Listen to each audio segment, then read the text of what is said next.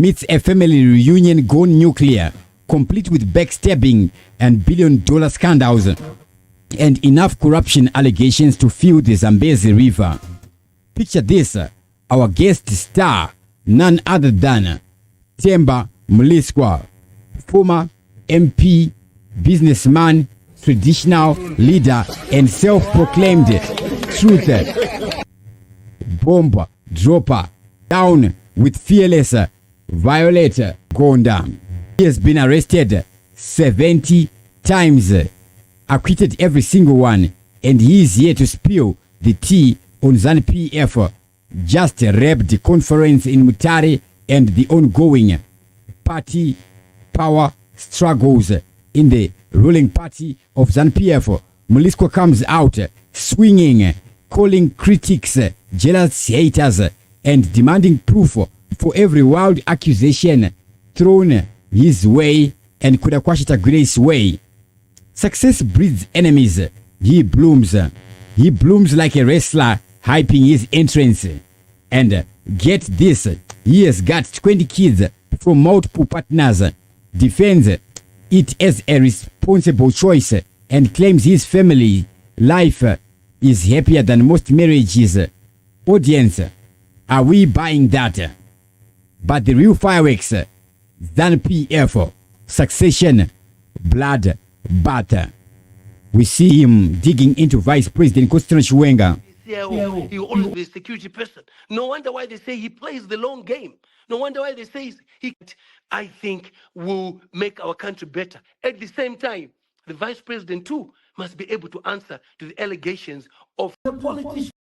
Generations to come must to do with you and me, as long as their money is legit and it's proper. That's what is important, because when I make money, should I consult you how I should spend it? I grew up poor and I always had a dream to have a plane. I go and buy a plane. Source of income is what we must be asking. Lifestyle audit is within the laws of Zimbabwe. That's why I've said these leaders, these businessmen, whoever you suspect, you can always say, can you investigate them from a lifestyle audit? Source of income, where is it? Declaration of assets, where is it? You know, we have leaders who are corrupt, but who want to pretend that they are not. And that is why I remain stubborn about it and arrogant to say, no. Guys, shut up. None of you is clean.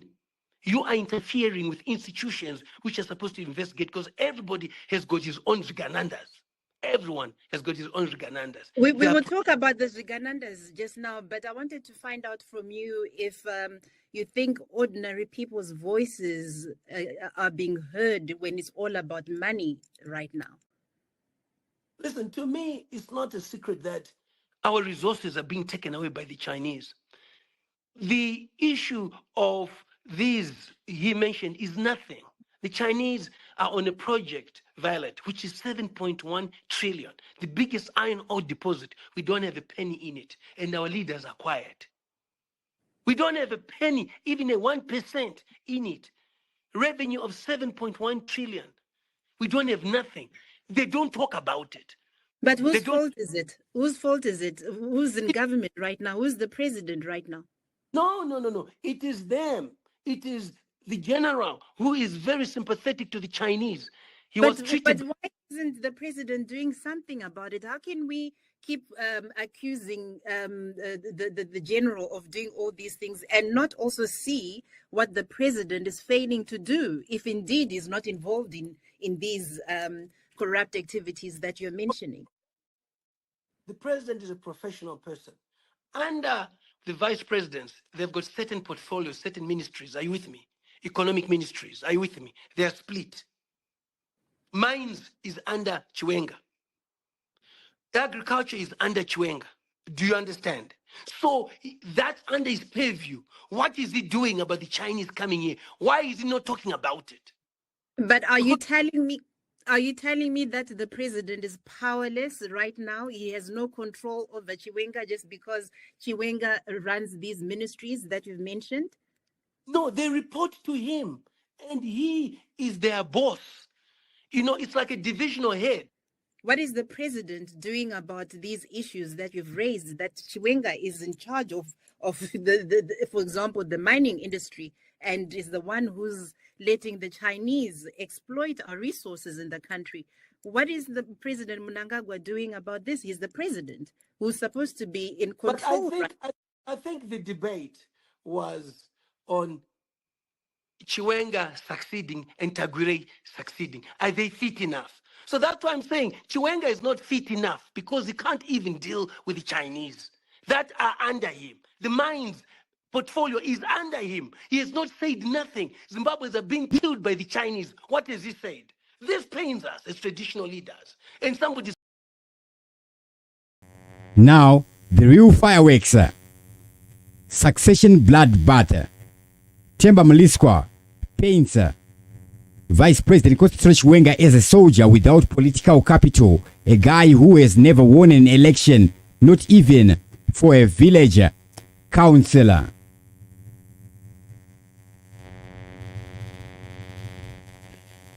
And who is allegedly too cozy with Chinese mining tycoons looting Zimbabwe's resources.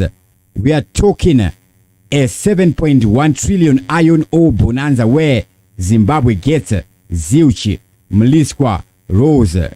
Is he talking about Manize? Is the vice president involved in the Manize saga, ladies and gentlemen? Or maybe there is more iron ore in Zimbabwe. 7.1 trillion, ladies and gentlemen. That's almost, if not bigger than the entire US economy. 7.1 trillion. That's a lot of money, ladies and gentlemen. So he's accusing that Chiwenga is too cozy with the Chinese mining tycoons looting Zimbabwe resources. And Mliswa further claims that his hands are dirty from command agriculture scandals. Chiwenga's war vet credentials overhyped, says Mliswa. Real heroes like Josiah Tongogara didn't brag.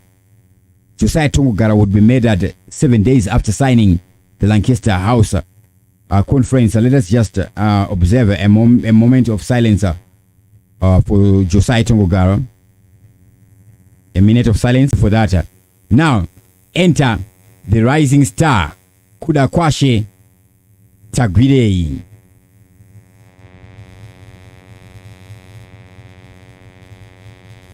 The billionaire businessman Mliswa crowns as Zimbabwe's next big hope.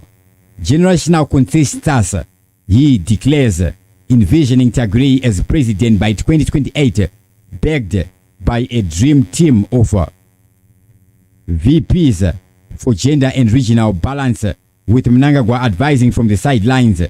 But Gonda presses hard. What about Tagwirei corruption clouds? The 3 billion missing funds? Mliswa dodges like a pro boxer, debunked in parliament.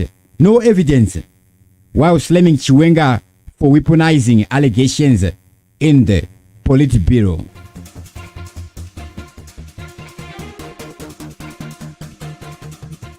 The conference, a Tagwirei love fest with cheers so loud they drowned out Chiwenga's faction. Mliswa verdict: Chiwenga is toast. Resign or face treason whispers. The train is moving and it will crush you. Folks, this interview exposes Zimbabwe's gut-wrenching truths. Factions accusing each other of gold mafias and state capture. Institutions crippled by interference and ordinary folks left wondering if their voice matter amid the elite money games.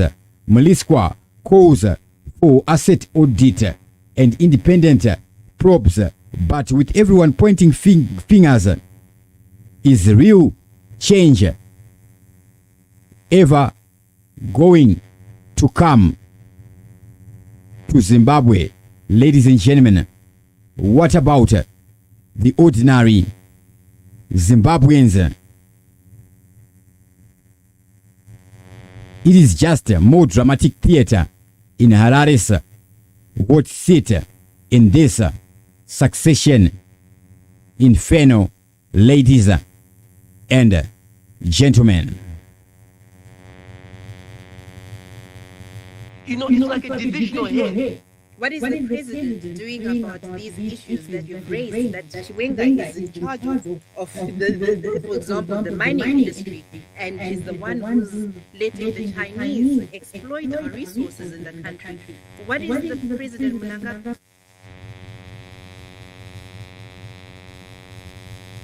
Debate was on Chiwenga succeeding and Tagwirei succeeding. Are they fit enough? So that's what I'm saying. Chiwenga is not fit enough because he can't even deal with the Chinese that are under him. The mine portfolio is under him. He has not said nothing. Zimbabweans are being killed by the Chinese. What does he say? This pains us as traditional leaders. And somebody's paid 6,000 for somebody dying. They are quiet. So he is incapable. He has no capacity to lead the country. Mnangagwa is on his way out. An election is coming. If people are not happy with him, they'll vote him out. The party still has confidence in him because they realize that the other leaders like Chiwenga are not capable. What do you mean that an election is coming and he's on his way out when this should be his last term, isn't it? Yes. Mnangagwa, that's what I'm saying. 2028 is coming.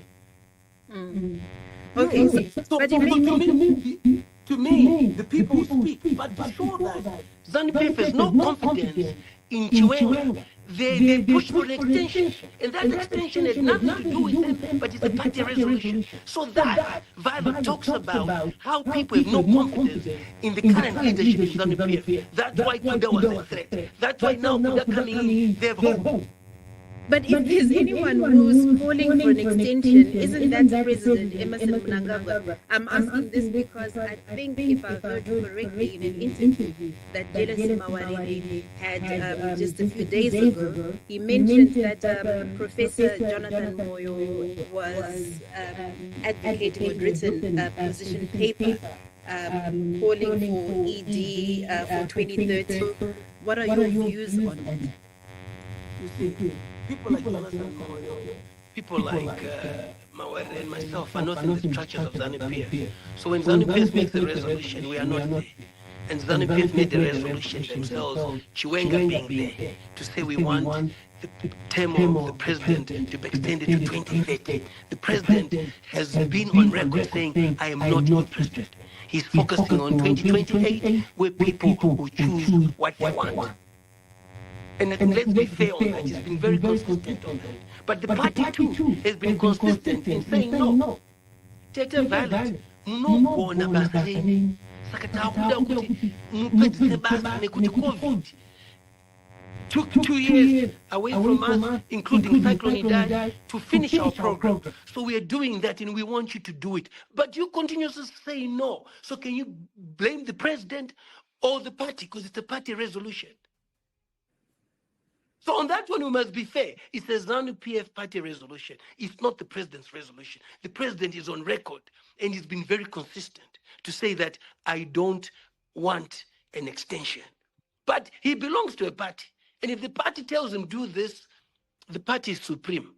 He's deployed by the party. They all come through the party. That's why I was saying, Comrade Chiwenga's strength must be in the party, not on social media. Not on what others say, but work within the structures of the party, because those are the structures of the party that then elect him to be the ZANU PF president and first secretary. Then is legible to now stand for elections, for the national elections, for the general elections. And then earlier on, you mentioned the issue of Zviganandas.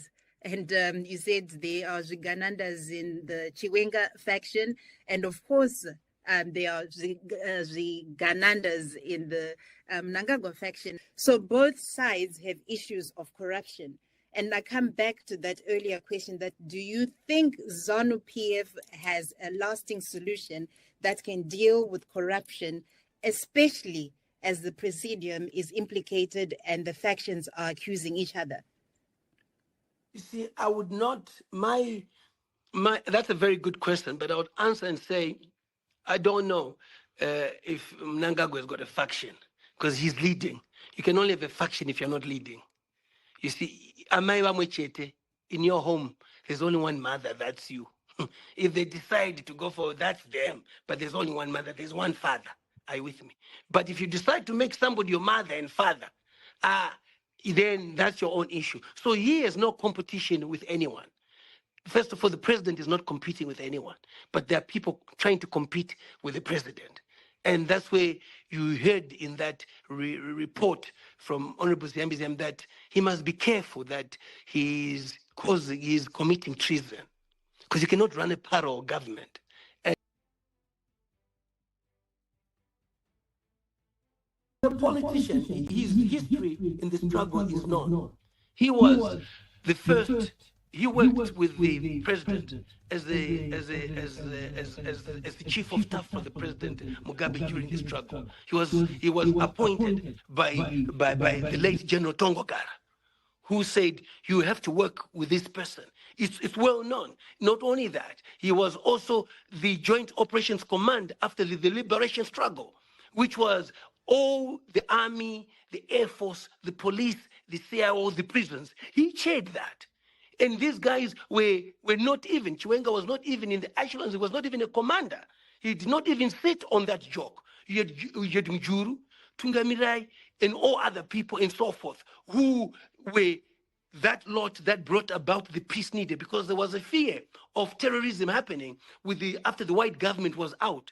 But he managed it well. It was a smooth transition and so forth. So history speaks about him having been the first national minister of state security. And he was senior to all of them. As a politician, he was their boss, if I have to say. In him being the boss, he studied and was able to understand statecraft. They've always said he's a CIO. He will always be a CIO. He will always be a security person. No wonder why they say he plays the long game. No wonder why they say he can talk to anybody. There was no assassination. There was assassination which was...